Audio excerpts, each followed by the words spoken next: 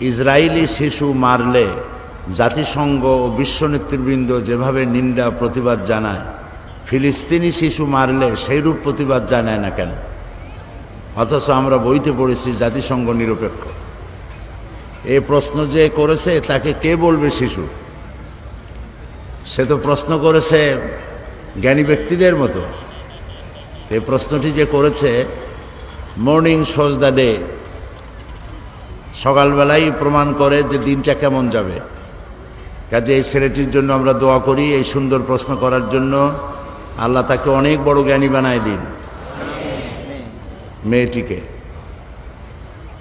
তো প্রশ্ন করছে, ইসরায়েলি শিশু মারলে জাতিসংঘ বিশ্ব নেতৃবৃন্দ যেভাবে নিন্দা জানায়, ইসরায়েলি শিশু মারলে নিন্দা জানায় না কেন? এর কারণ হলো, ইসরায়েলি শিশুরা হচ্ছে ইহুদি আর প্যালেস্টাইনি শিশুরা হচ্ছে মুসলমান। তোমরা এটা বোধহয় জানো যে আমেরিকা একটা লিস্ট করেছে পৃথিবীতে সন্ত্রাসী রাষ্ট্র কোনগুলি, এর উপর একটা লিস্ট তৈরি করেছে।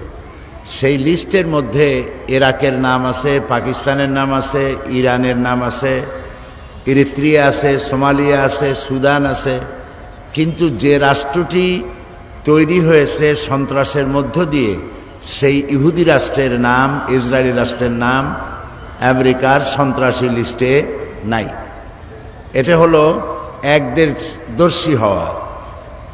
জাতিসংঘ যে ভূমিকা পালন করা উচিত ছিল পৃথিবীর সকল মানুষের জন্য নিরপেক্ষ ভূমিকা, সেই নিরপেক্ষ ভূমিকা পালন করতে সে ব্যর্থ হয়েছে।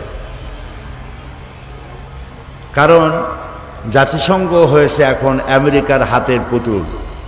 হাতের পুতুল নিজে নাচে না কেউ নাচায়? বলো তো তোমরা, শিশুরা জবাব দাও।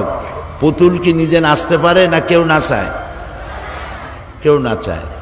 তো এটা একটি পুতুল জাতিসংঘ, আজ একে নাচাচ্ছে কেউ।